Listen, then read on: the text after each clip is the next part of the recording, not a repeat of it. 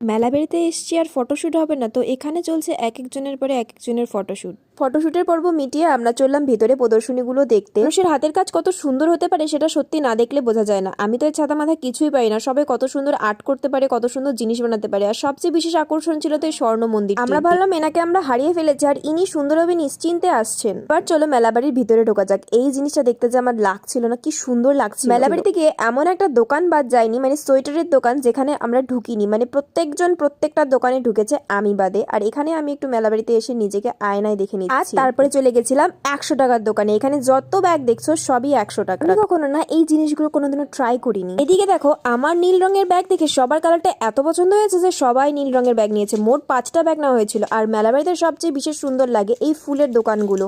টাকা থাকলে কেনা যায়, আর না থাকলে শুধু ছবি তোলা যায়। মেলাবাড়িতে গিয়ে আবার একদিকে খুবই সাশ্রয় হয় যে আমি কোনো কিছুতে চড়ি না, আমার এতটা ভয় লাগে। তো চলো আজকে ভিডিও এখানে শেষ করছি, দেখা হচ্ছে নেক্সট।